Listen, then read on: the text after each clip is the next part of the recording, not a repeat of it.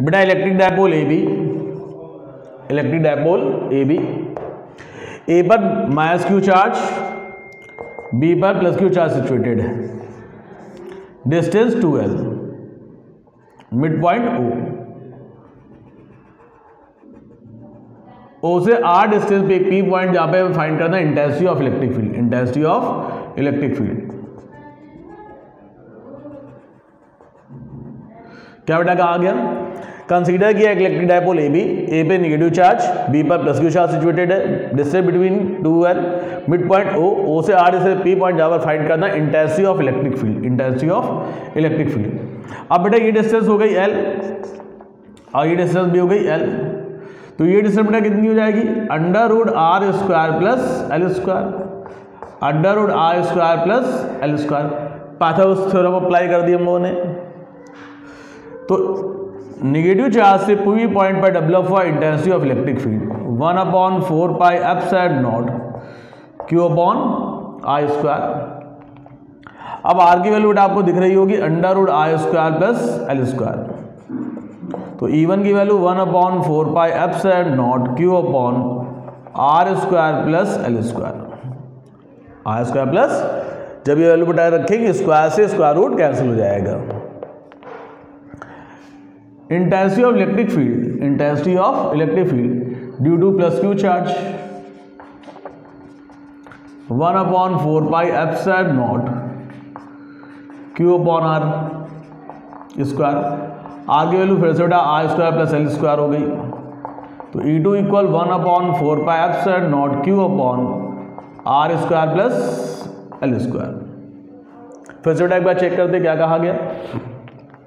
Consider किया एक electric dipole क्या है ए बी, एक electric dipole A B, A पर माइनस क्यू चार्ज, बी पर plus Q charge, distance 2l, mid point O से r डिस्टेंस P पॉइंट जहां पर फाइंड करना है intensity of electric field. A2 P distance हो गए under root r square plus L square और B2 P distance हो गए under root r square plus L square. Electric field due to negative charge, electric field due to negative charge 1/4 q upon r square, r की बेटा value हो गई under root r square plus L square, minus q से p की distance बेटा, minus q से p की distance under root r square plus L square, ये वैल्यू पुट कर दो यहाँ पर। Same pattern plus Q charge से डेवलप हुआ intensity of electric field 1/4 naught q upon r square. अब बेटा r की वैल्यू क्या है under root r square plus L square, r की वैल्यू ये पुट कर दो, तो E2 की वैल्यू हो जाएगी 1/4 naught r square plus L square. अब बेटा जो इंटेंसिटी ऑफ इलेक्ट्रिक फील्ड होती है उसकी डायरेक्शन निगेटिव के लिए टूवर्ड्स होती है और पॉजिटिव के लिए अवे होती है। यहाँ पर अगर टेस्ट चार्ज रखे तो इसमें अट्रैक्शन फोर्स अप्लाई होगा और इसमें रिपल्सिव फोर्स अप्लाई होगा। तो E1 E2 के कंपोनेंट कर दें हम लोग, E1 E2 के कंपोनेंट जैसे बेटा करेंगे तो ये एंगल आपस में इक्वल होंगे। क्यों इक्वल होंगे, क्योंकि R में इक्वल है। तो ये एंगल थीटा तो ये एंगल भी थीटा, ये थीटा तो ये भी थीटा हो जाएगा। इसको कंपोनेंट करें तो ये हो जाएगा E1 cos, E2 cos, E2 sin and E1 sin। तो बेटा जो आपके वर्टिकल कंपोनेंट है वो इक्वल एंड अपोजिट है, इक्वल एंड अपोजिट, एक दूसरे को कैंसिल कर देंगे। जो रिजल्टेंट होगा वो हमें मिलेगा हॉरिजॉन्टल कंपोनेंट से, हॉरिजॉन्टल कंपोनेंट से। तो E इक्वल हो जाएगा E1 cos theta plus E2 cos theta. Component बेटा ध्यान से देखिए, जिस आर्म के साथ थीटा बन रहा था वो हॉरिजॉन्टल कंपोनेंट होता है, दूसरा vertical component. Vertical component sine आएगा हॉरिजॉन्टल कंपोनेंट के साथ साइन कॉस। तो ये E1 के जब कंपोनेंट करें तो वर्टिकल हो गया साइन और हॉरिजॉन्टल हो गया कॉस। जब E2 के करेंगे तो वर्टिकल हो गया साइन और हॉरिजॉन्टल हो गया cos. Vertical equal and opposite है, इक्वल एंड अपोजिट, अगर एक दूसरे को कैंसिल कर देंगे। रिजल्टेंट जो intensity of electric field find होगा वो हॉरिजॉन्टल कंपोनेंट से मिलेगा। तो हॉरिजॉन्टल कंपोनेंट हो गया E1 cos theta plus E2 cos theta. अब बेटा E1 E2 की वैल्यू आपको दिख रही है, सिमिलर है by the equation first and second. तो E1 इक्वल टू E2, तो E1 cos theta, E1 cos theta, हमने E2 की जगह E1 पुट कर दिया, तो E इक्वल हो गया 2E1 cos theta, E equal 2E1 cos theta. अब बेटा E1 की वैल्यू पुट कर दो 1/4 pi epsilon naught q upon r square plus L square.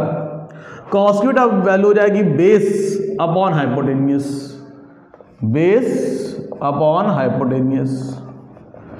2QL की वैल्यू हो जाएगी P 1/4πε0 P r² plus L² की होल पावर 3/2। अब बेटा हम जानते हैं कि जो L है वो बहुत ही स्मॉल है R की कंपेयर में, तो आपका R is greater than L, R is greater than L।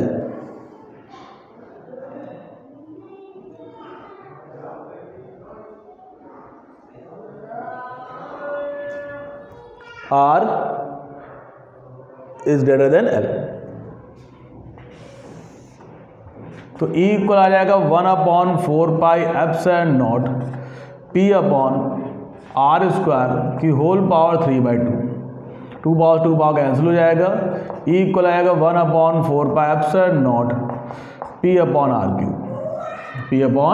r³।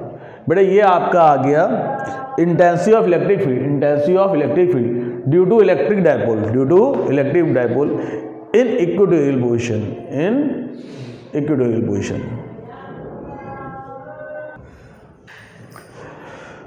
आइए बेटा फिर से एक बार चेक करते हैं इसको। कंसीडर कि इलेक्ट्रिक डायपोल AB है,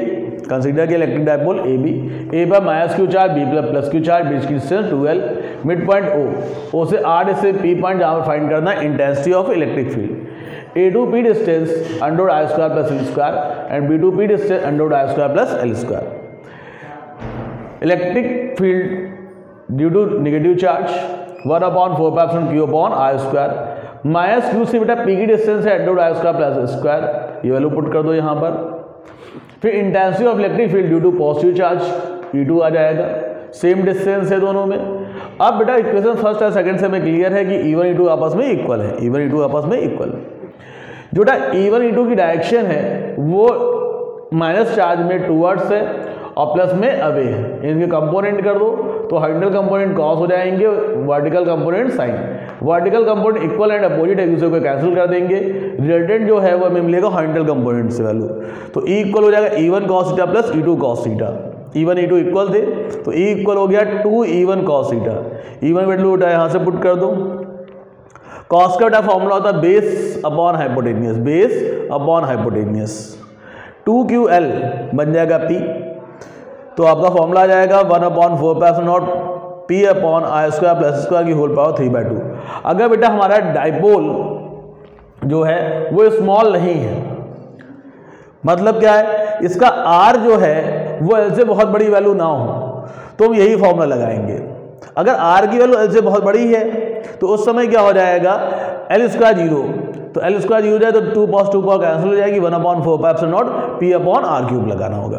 तो ध्यान रखिएगा इलेक्ट्रिक डायपोल स्मॉल है या नहीं है। अगर स्मॉल है तो हम लगाएंगे 1/4πε0 P अपॉन r³। अगर स्मॉल नहीं है तो हम अप्लाई करेंगे 1/4πε0 P अपॉन r² + L² की होल पावर 3/2।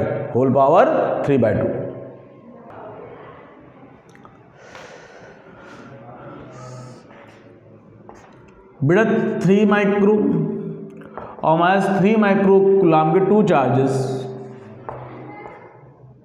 10 एंगस्ट्रॉम की डिस्टेंस में सिचुएटेड है। क्या कहा गया, 2 चार्जेस 3 माइक्रो और -3 माइक्रो के 10 एंगस्ट्रॉम की डिस्टेंस में सिचुएटेड है। तो इसका फेटा फाइंड करना पहले हमें इलेक्ट्रिक डायपोल मोमेंट का फॉर्मूला होता है 1 चार्ज डिस्टेंस बिटवीन देम। तो 1 चार्ज बेटा कितना है 3 माइक्रो बेटा रिप्लेस करने के लिए -6 का मल्टीप्लाई करते हैं। क्यू की वैल्यू हो जाएगी 3 माइक्रो और माइक्रो को कन्वर्ट करने के लिए -6 का मल्टीप्लाई करेंगे। 12 की वैल्यू हमें बेटा गिवन है 10 एंगस्ट्रॉम और एंगस्ट्रॉम को मीटर में चेंज करने के लिए मल्टीप्लाई करें 10⁻10 का, तो है 3 10⁻15 और इसकी यूनिट हो जाएगी कूलाम मीटर। 3 पावर 16 एक पावर प्लस की थी, बची बेटा 15। सेम क्वेश्चन बेटा ऐसा ही है, बस उसमें थोड़ा सा बोलने का तरीका बदल दिया। कहते HCl है, HCl में दोनों जो मॉलिक्यूल्स हैं उनके बीच की डिस्टेंस 1 एंगस्ट्रॉम है। तो बेटा H ये प्लस हो गया और ये हो गया नेगेटिव, इस पे एक प्लस है और एक माइनस है, तो इसका बेटा चार्ज जो होगा वो चार्ज ऑफ इलेक्ट्रॉन के इक्वल हो जाएगा 1.6 × 10⁻19। तो P का फॉर्मूला क्या हो जाएगा, K × 12, तो 1.6 × 10⁻19 और डिस्टेंस बेटा हो जाती है 1 एंगस्ट्रॉम, तो 1.6 × 10⁻29। बड़े इस चीज़ का ध्यान रखिएगा, ये जो 12 होता है, 12 का मतलब होता है दोनों चार्ज के बीच की डिस्टेंस 12। जो 12 है टोटल की वैल्यू 1 एंगस्ट्रॉम है और टोटल की वैल्यू 10 एंगस्ट्रॉम है। इसमें 2 से एक्स्ट्रा मल्टीप्लाई आपको नहीं करना है, दोनों जो चार्ज के बीच की डिस्टेंस होगी वो 12 है, इसलिए आपकी वैल्यू जो होगी 12 की वो यहाँ पर 1 एंगस्ट्रॉम और यहाँ पर 10 एंगस्ट्रॉम है। ठीक है,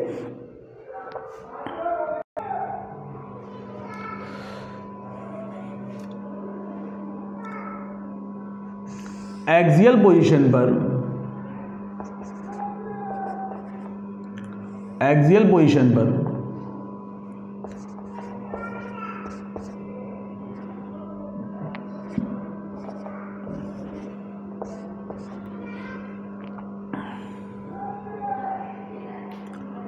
अगर हमें फाइंड करना है पोटेंशियल, तो उसका फॉर्मूला था 1/4πε0 P/r²। और इंटेंसिटी अगर फाइंड करनी है तो उसका फॉर्मूला था 1/4πε0 2P/r³। अगर इक्वेटोरियल पोजीशन होगी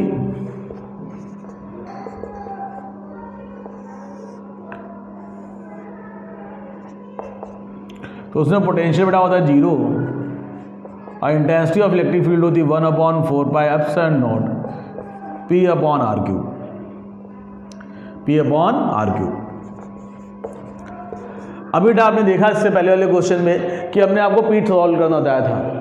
अगर हमें P मालूम हो जाए तो एक्सियल हो या इक्वेटोरियल पोजीशन हो, उस पर हम नॉर्मल पोटेंशियल और इलेक्ट्रिक फील्ड दोनों ही नॉर्मल आराम से सॉल्व कर सकते हैं, क्योंकि डिस्टेंस हमें गिवन होगी।